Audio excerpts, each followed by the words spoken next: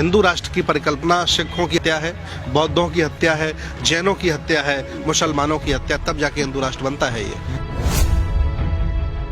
इनका समाज में रहने का कोई अधिकार नहीं है, देश चलाने कोई अधिकार नहीं। इनका स्थान जेल में होना चाहिए। पहले ये ट्रेनें बेचते रहे, हवाई अड्डे बेचते रहे, लाल किला इन्होंने बेच डाला।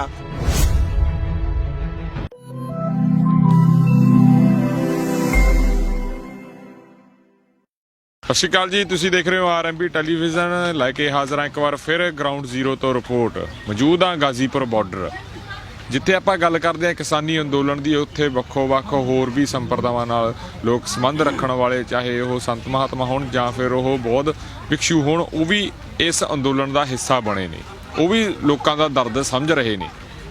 ਜੇ ਆਪਾਂ ਦੇਖਦੇ ਹਾਂ ਸਰਕਾਰ ਵਾਲੇ ਪਾਸੇ ਨੂੰ, ਸਰਕਾਰ ਵਾਲੇ ਪਾਸੇ ਜਾਂ ਰਾਜਨੀਤਿਕ ਲੋਕ ਆਪਣੀਆਂ ਰੋਟੀਆਂ ਸੇਕਦੇ ਨੇ। ਜਿਹੜੇ ਵਿਰੋਧੀ ਧਿਰ ਦੇ ਵਿੱਚ ਬੈਠੇ ਨੇ, ਚਾਹੇ ਉਹ ਵੀ ਕਹਿ ਰਹੇ ਨੇ ਵੀ ਕਾਨੂੰਨ ਮਾੜੇ ਨੇ, ਪਰ ਫਿਰ ਵੀ ਕਿਤੇ ਨਾ ਕਿਤੇ ਉਹ ਆਪਣੀਆਂ ਰੋਟੀਆਂ ਸੇਕ ਰਹੇ ਨੇ। ਪਰ ਜਿਹੜੀ ਅਸਲ ਗਰਾਊਂਡ ਦੇ ਉੱਤੇ ਤਸਵੀਰ ਆ, ਉਹ ਸਿਰਫ ਜਾਂ ਤਾਂ ਕਿਸਾਨ ਆਗੂ ਜਾਣ ਰਹੇ ਨੇ ਵੀ ਕਿਸਾਨਾਂ ਨੂੰ ਕੀ ਮੁਸ਼ਕਲਾਂ ਰਹਿਣਾ ਗੀਆਂ।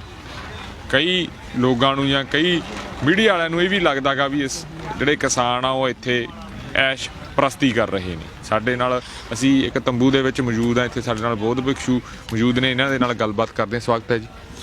बौद्ध भिक्षु सुमित रत्न हमारा नाम है और गाजीपुर बॉर्डर पर मैं 18 दिन से बैठा हूँ जी। इस आंदोलन को आज 47 दिन हो गए हैं और अब तक 65 किसान हमारे शहीद हो गए हैं जी।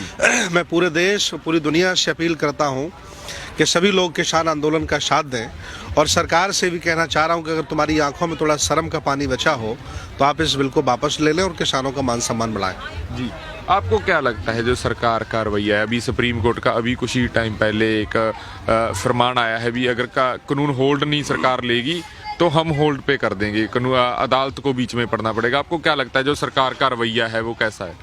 सरकार जो समय बढ़ा रही है इसका एक ही मकसद है, वो चाहते ही है कि जो आंदोलनकारी किसान हैं वो हिंसा पर आमादा हो जाए। लेकिन हम लोग किसी भी कीमत पर हिंसा नहीं करेंगे, चूंकि रोडें हमने बनाई हैं, ट्रेनें हमने बनाई हैं, बसें हमने बनाई हैं, देश के मजदूरों ने देश बनाया है। ये अडानी अंबानी का देश नहीं है, इसलिए हम हिंसा नहीं करेंगे। अहिंसात्मक तरीके से ये देश संविधान से चलता है, देश में लोकतंत्र है और लोकतंत्र की वजह से ही एक चाय बेचने वाला देश का प्रधानमंत्री बना है। ये मेरी जिम्मेदारी है। हम लोकतांत्रिक तरीके से लड़ते रहेंगे और किसानों के साथ लगे रहेंगे। आपको क्या लगता है जो भारत देश है इसमें बहुत सारे रंग हैं, बहुत सारी धर्म के लोग रहते हैं, पर फिर भी धर्म के नाम पर हमेशा वोटें पड़ती हैं, हमेशा लोगों को बांटा जाता है। देखिए, ये देश बुद्ध का है, कबीर का है, नानक का है, बाबा साहब का देश है। ये देश अलग अलग भाषाओं का, अलग अलग परिभाषाओं का, अलग अलग रंगों का देश है। ये सेकुलर है, इसकी मूल भावना है धर्मनिरपेक्ष देश है। फिर भी कुछ छात्र लोग धर्म की लड़ाई लड़ा करके लंबी राजनीति करने में कामयाब हो रहे हैं। इसमें उनकी जीत नहीं है, हार उनकी है जो मूल भावना धर्मनिरपेक्ष देश में रहने वाले लोग हैं।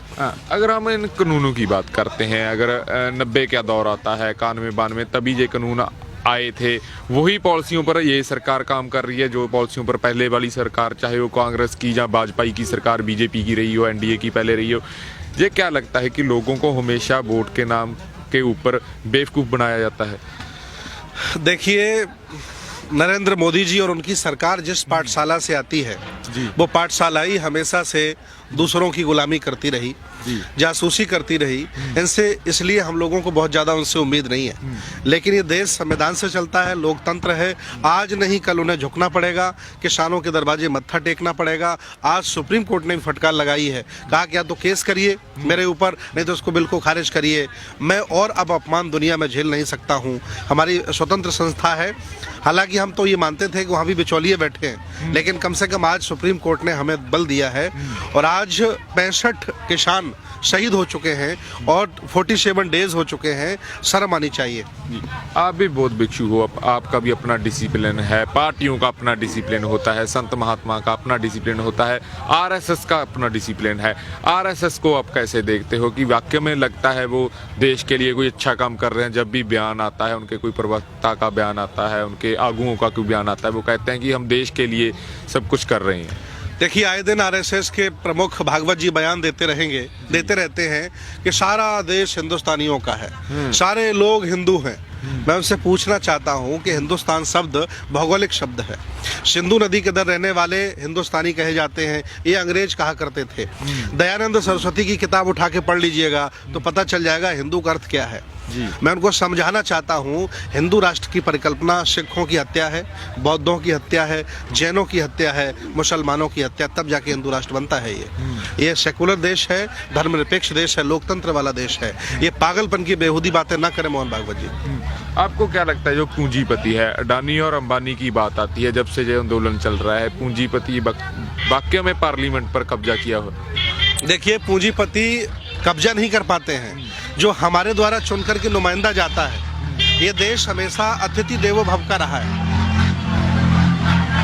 ये देश हमेशा अतिथि देवो भव वाला भारत रहा है। यहाँ जब भी कोई नया व्यक्ति आता है तो हम लोग उसका स्वागत करते हैं। उसी तरह से इन लोगों का भी हमने स्वागत किया, लेकिन हमें ये पता नहीं था कि अंदर खाने ये इतना बड़ा विश्वासघात करेंगे।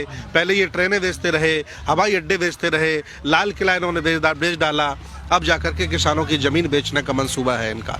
ये हम लोगों के साथ धोखा हुआ है, बहुत बड़ा धोखा हुआ है।